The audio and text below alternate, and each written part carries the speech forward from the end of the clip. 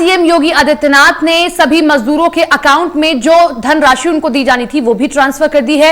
Video conferencing के जरिए उनसे बातचीत भी की है। बार बार उनको आश्वासन दिया जा रहा है कि आप लोग हमारे साथ हमारा सहयोग कीजिए। हम कुमार जी नमस्कार, कैसे हैं आप? नमस्ते। कहाँ घर है आपका? अच्छा, आपका 910 रुपया बकाया था ना? जी हाँ। तो आज आपका पैसा आपके बैंक अकाउंट में चला जा रहा है, ठीक है ना? ठीक है। और अगले महीने से आपको 3 महीने के लिए राशन भी और उसके साथ ही आपको जो है 1 किलो दाल भी हर महीने मुफ्त में मिलेगी, ठीक है? और कोई दिक्कत तो नहीं है?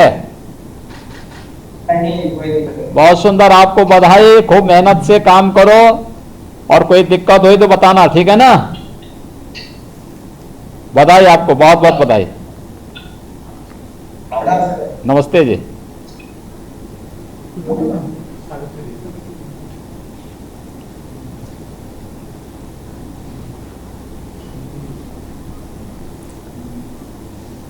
सीएम योगी आदित्यनाथ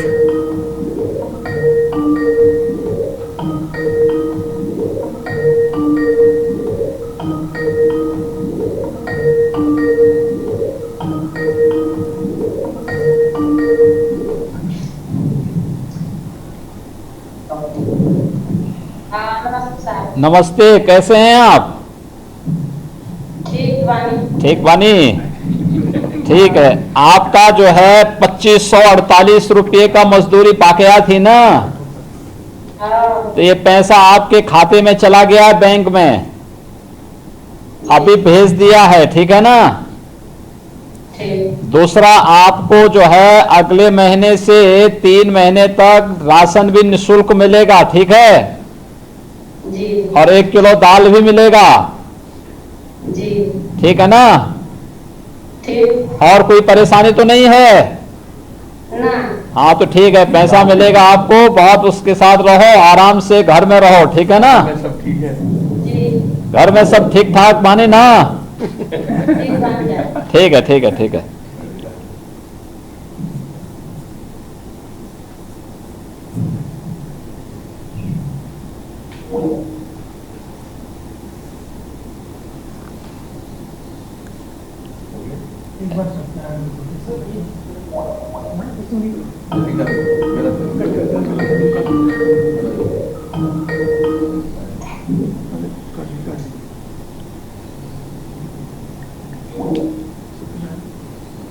सत्यनारायण।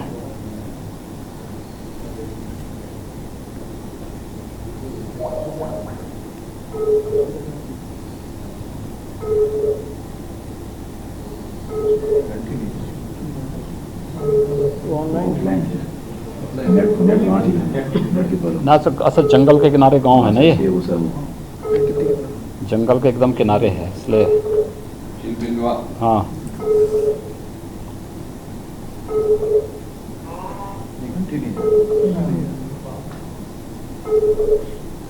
नेटवर्क की प्रॉब्लम हो सकती है। हाँ, चलिए कोई बात नहीं। हाँ, बोल लें, यहीं से बोलें कि ले लेंगे, हो गया ना? मनरेगा मजदूरों के 611 करोड़ रुपए की धनराशि 27,15,000 मनरेगा मजदूरों के खाते में एक साथ भुगतान करने के लिए आयोजित आज के इस कार्यक्रम में उपस्थित प्रदेश के हमारे ग्राम्य विकास के मंत्री श्री राजेंद्र प्रताप सिंह मोती सिंह जी, मुख्य सचिव श्री आर के तिवारी जी,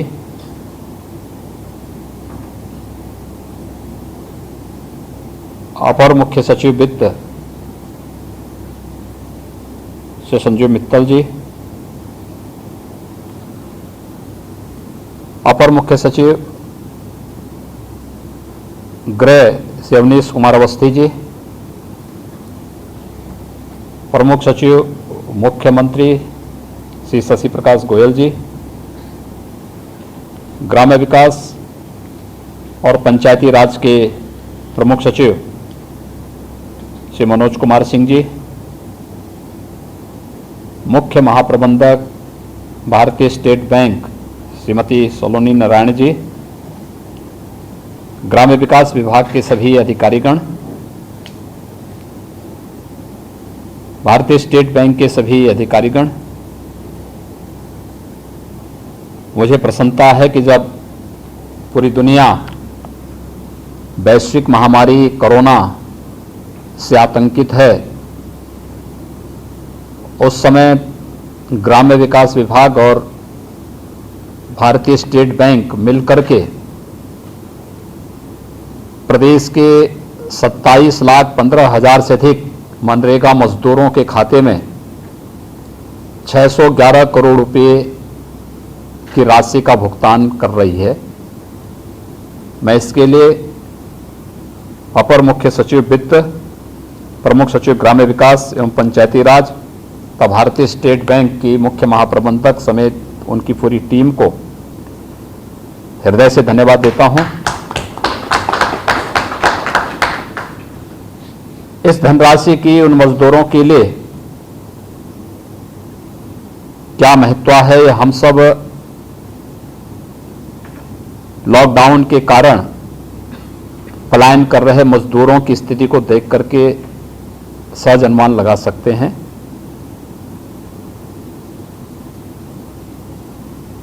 वास्तव में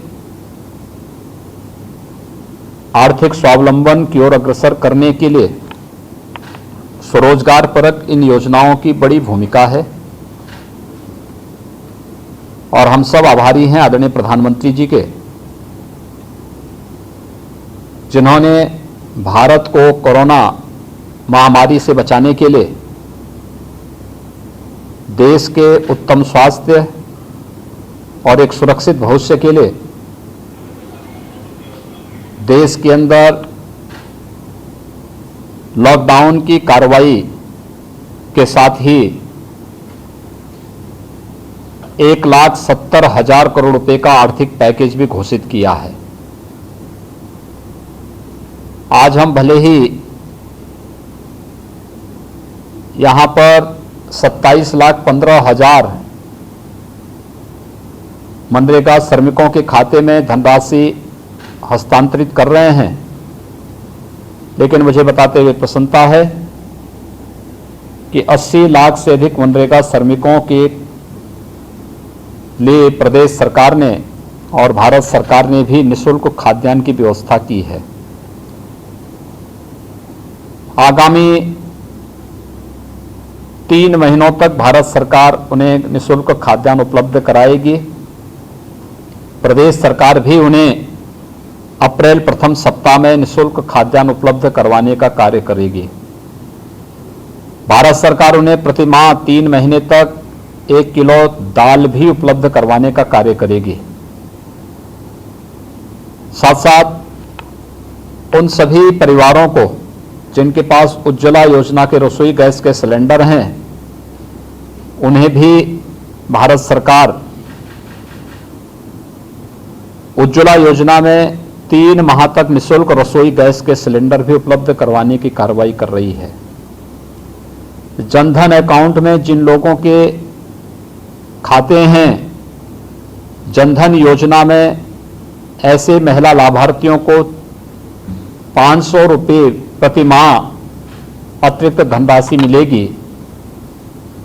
वृद्धावस्था पेंशन, निराश्रित महिला पेंशन और दिव्यांगजन पेंशन में भारत सरकार 1,000 रुपये प्रति माह 3 माह तक उन्हें उपलब्ध कराएगी। तो साथ ही उत्तर प्रदेश सरकार भी शेष बचे हुए लोगों को इस दौरान अतिरिक्त धनराशि के रूप में यह राशि उपलब्ध करवाने की कार्रवाई करेगी। 80 करोड़ गरीबों को पूरे देश के अंदर इन योजनाओं से लाभान्वित करने की दिशा में आज का एक कार्यक्रम बहुत महत्वपूर्ण है। मुझे बताते हुए प्रसन्नता है कि विगत 3 वर्ष के दौरान मनरेगा में मानव दिवस के सृजन में उत्तर प्रदेश ने बड़ी उपलब्धि हासिल की है। खासतौर पर 16-17 में कुल 15 लाख 15 करोड़ 69 लाख मानव दिवस सृजित किए गए थे और इस वर्ष 19-20 में मुझे यह बताते हुए प्रसन्नता है कि 24 करोड़ 32 लाख मानव दिवस मनरेगा के अंतर्गत रोजगार सृजन के लिए उपलब्ध करवाए गए हैं।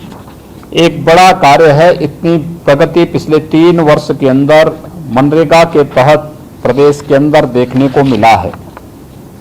आज ये राशि जहां 27,15,000 श्रमिकों के खाते में सीधे हस्तांतरित की जा रही है, मुझे बताते हुए प्रसन्नता है कि भारतीय स्टेट बैंक के मुख्य महाप्रबंधक श्रीमती सलोनी नारायण जी ने भी इस बारे में कहा भी है कि बैंक के शाखाएं यद्यपि 12 बजे 2 घंटे के लिए संचालित हो रही थी, लेकिन इस दौरान इन सभी श्रमिकों और अन्य लोगों की समस्या को देखते हुए, सोशल डिस्टेंसिंग को बनाए रखते हुए उन्होंने ये निर्णय किया है कि इस दौरान बैंक की शाखाएं 4 बजे तक खुल करके उन सभी श्रमिकों को अपनी सेवाएं प्रदान करेंगी। वास्तव में यह मानवीय संवेदना का वह पक्ष है जिसको लेकर के आज बैंक के सभी अधिकारी और कर्मचारीगण पूरी तन्मयता के साथ इस महामारी के खिलाफ देश की इस लड़ाई को जीतने के लिए आगे बढ़कर के युद्ध स्तर पर कार्य कर रहे हैं। मैं इस अवसर पर कोरोना महामारी के खिलाफ देश की इस लड़ाई में सहभागी बनने के लिए देश के सभी बैंकर्स, जितने भी बैंक के अधिकारीगण हैं, कर्मचारीगण हैं, उनके जितने भी सहयोगीगण हैं, उन सभी का भी हृदय से अभिनंदन करता हूं और विश्वास व्यक्त करता हूं कि निश्चित ही यह देश कोरोना महामारी से अपने 130 करोड़ की आबादी को सुरक्षित करने में सफल होगी। मैं एक बार फिर से अपर मुख्य सचिव वित्त, प्रमुख सचिव ग्राम्य विकास एवं पंचायती राज, मुख्य महाप्रबंधक भारतीय स्टेट बैंक और अन्य सभी इस पूरी कार्य योजना के साथ जुड़े हुए अधिकारियों का, कर्मचारियों का हृदय से धन्यवाद ज्ञापित करता हूं और विश्वास व्यक्त करता हूं कि केंद्र और प्रदेश सरकार की गरीबों के कल्याण के लिए जो योजनाएं कोरोना महामारी के खिलाफ वर्तमान की इस लड़ाई में उपलब्ध कराए गए पैकेज को भी समयबद्ध ढंग से हम उन सभी गरीबों के पास, किसानों के पास और सामान्य नागरिकों के पास पहुंचाने में सफल होंगे। आप सबके प्रति हृदय से धन्यवाद। जय हिंद। मैं ग्राम विकास विभाग की ओर से माननीय मुख्यमंत्री जी का, माननीय मंत्री जी ग्राम विकास का, मुख्य सचिव साहब का, ACS वित्त का और CGM SBI का तहे दिल से शुक्रिया अदा करना चाहूँगा। धन्यवाद।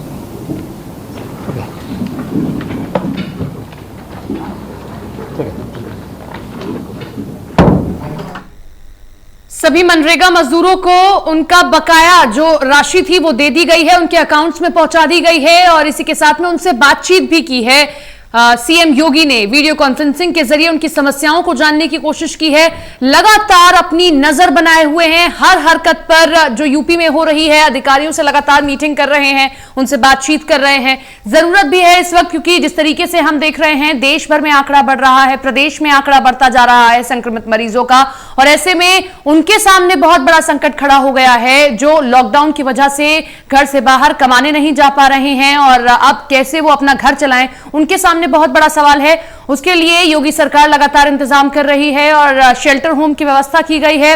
उनके घर तक राशि पहुंचाई जाए, उनके घर तक खाना पहुंचाया जाए, कच्चा राशन पहुंचाया जाए। इसको लेकर ये देखिए वीडियो कॉन्फ्रेंसिंग की है और मनरेगा मजदूरों को जो पैसा बांटा गया है उनसे बातचीत भी वीडियो कॉन्फ्रेंसिंग के जरिए खुद सीएम योगी ने की है। उनसे समस्याओं को जानने की कोशिश की है, उनको बताया है कि आपके अकाउंट में इतना पैसा पहुंचा दिया गया है और राशन आपको जल्द ही मुहैया करा दिया जाएगा। आकाश शेखर शर्मा हमारे साथ में, हमारे सहयोगी जुड़ गए हैं। आकाश, हम अभी वीडियो कॉन्फ्रेंसिंग देख रहे थे, ये उन मजदूरों से बात की है जो मनरेगा मजदूर हैं, जो ये पलायन करके जा रहे हैं, या और जो लोग हैं उन तक सुविधा कैसे पहुंचाई जाएगी?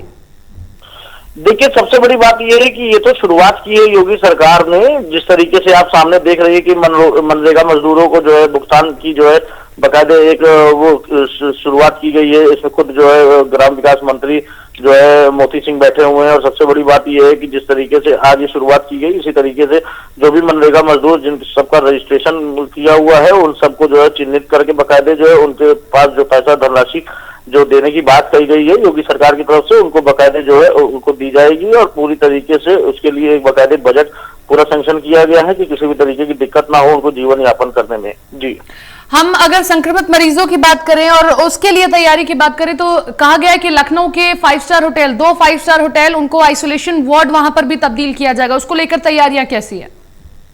देखिए, सबसे बड़ी बात यह है कि जहां तक अगर पूरी तरीके से साज सज्जा की बात करें तो जो सुविधाएं खासतौर पर 5 स्टार होटलों में होती है उनमें केवल कुछ नहीं तो सिर्फ और सिर्फ केवल व्यवस्थाएं करनी होती है। और वो व्यवस्थाएं होती हैं खासतौर पे जो कि एक मेडिकल इक्विपमेंट्स को ले जा करके केवल रखने की। तो उन्हीं सारी चीजों को लेकर के जो है जो भी लखनऊ के जो बड़े होटल हैं उनमें से जो है कई लोगों नाम जो सुझाए गए हैं मुख्यमंत्री की तरफ से उनको जो चिन्हित किए गए हैं। और जब तक जो है पूरी तरीके से जो नाम कंफर्म ना हो जाए तब तक होटल का नाम बता पाना थोड़ा असहज है। लेकिन 2 नहीं 3 करीब 3 जो 5 स्टार होटल है उनको चिन्हित किया हुआ है। और उन्हीं के आधार पे उन्हीं के समय पे जब जैसी जरूरत पड़ेगी उनका इस्तेमाल किया जा सकता है आइसोलेशन वार्ड बनाने के लिए और अस्पताल बना करके उसको उसमें। लॉकडाउन की स्थिति कैसी है लखनऊ में? 6ठा दिन है, कैसी अब स्थिति नजर आ रही है? सख्त हो गई है क्योंकि यूपी पुलिस भी और गृह मंत्रालय ने भी सभी को आदेश दिए हैं, सभी राज्य की सरकारों को, कि लॉकडाउन का सख्ती से पालन करवाया जाए। देखिए, जहां तक की अगर बात करें तो लखनऊ शहर में और उत्तर प्रदेश के शहरों में जो स्थिति बनी थी 2 दिन से पिछले, जो दिल्ली से तमाम लोगों को भेजा गया था और एक बॉर्डर पे एकत्रित कर दिया गया था और उसके बाद फिर योगी सरकार ने उनको जो है किस तरीके से यहाँ पर लाया और उनको उनके गंतव्य तक छुड़वाया, ये अपने आप में एक बहुत बेहद काबिल तारीफ स्टेप है। और जहां तक की अगर बात करें तो अभी भी लोग कुछ ना कुछ कहीं ना कहीं से पैदल जो चलते चले आ रहे हैं। जब तक ये पूरी तरीके से खत्म नहीं होगा तब तक लॉकडाउन की स्थिति अगर हम लोग बात करें तो वो स्थिति पूरी तरीके से सामान्य नहीं होती दिखाई देगी। हालांकि रोड पे जो ट्रैफिक की अगर बात करें तो ट्रैफिक पे काफी कमी आई हुई है, जिसकी वजह से खासतौर पर पोल्यूशन में भी कमी आई है। तो मतलब साफ है कि एक पहल जो की जा रही है वो पहल एक सकारात्मक तरीके से है। और सबसे बड़ी चीज है, हम आपके माध्यम से अपने दर्शकों को फिर से उनसे अपील करेंगे कि जब तक ज्यादा जरूरी कोई चीज ना हो या कोई व्यक्तिगत जरूरत ज्यादा ना हो, कोई आम जरूरत हो तो घर पे रहे। और बहुत ज्यादा ही अगर बड़ी कोई परेशानी हो तभी घर से निकले, अन्यथा वो घर पे ही रहे, अपने परिवार के साथ में खुद सुरक्षित रहे। जी, आज ये स्थिति देखी गई है आकाश नोएडा में कि जो मजदूर अब तक पैदल चल रहे थे, आज वो स्थिति थोड़ी कंट्रोल में है। आज उतनी तादाद नहीं दिखी है क्योंकि यहाँ का प्रशासन भी सख्त है, सरकारें भी सख्त हो गई हैं। लखनऊ में पलायन की स्थिति आज कैसी है? क्योंकि ये कहा जा रहा था कि मजदूर लखनऊ में भी बड़ी संख्या में इकट्ठा हो गए हैं। देखिए, लखनऊ में तो लगातार सबका आना शुरू है हर तरीके से, जहां से भी अगर बात करें। और सबसे बड़ी बात यह है कि जहां से भी लोग पहुंच रहे हैं वो लखनऊ पे आते हैं और लखनऊ से ही अपनी अलग जगहों पे जो है उनके जाने की शुरुआत की जाती है। और ऐसे में जो है उनको बसों का अरेंजमेंट करके उनको भेजा जाता है। लेकिन बसों में ये ध्यान बिल्कुल भी नहीं दिया जा रहा है कि जो दूरी बनाए रखना चाहिए वो दूरी बिल्कुल भी नहीं है। बसें ठसाठस भर करके एक सवाल और अभी जहन में आया है, कल कुछ ऐसे फोटोज वायरल हो रहे थे जहां पर टिकट लिया गया है, डबल किराया वसूला गया है, किसी से 600 लिया जा रहा है, किसी से 700 लिया जा रहा है, पर पर्सन ये किराया है। तो ऐसे में क्या कोई संज्ञान में मैटर आया है सीएम के, या इस पर कोई आदेश या कोई सख्ती की कार्रवाई की गई है? देखिए, कुछ जगहों से शिकायतें जरूर आई थी कि उनसे जो है दुगना किराया लिया जा रहा है और किराया भी वसूला जा रहा है, खासतौर पे क्योंकि निःशुल्क बसों का जो है पूरी तरीके से संचालन करने की बात कही गई थी मुख्यमंत्री की तरफ से। और ऐसे में सबसे बड़ी बात यह है कि यूपीएसआरटीसी के जो एमडी हैं वो उसकी जांच भी कर रहे हैं, राजशेखर जी। और अगर ये सारे तथ्य सही पाए जाते हैं तो उनके खिलाफ कड़ी से कड़ी कार्रवाई की जाएगी, निलंबन की कार्रवाई की जा सकती है। और जो खासतौर पर उनकी जो सेवा नियमावली है उनके अनुसार उनको बर्खास्त भी किया जा सकता है, खासतौर पर ऐसे अगर जांचें सामने आती है और उसकी पुष्टि अगर हो जाती है तो। जी, चलिए, शुक्रिया आपका तमाम जानकारी के लिए।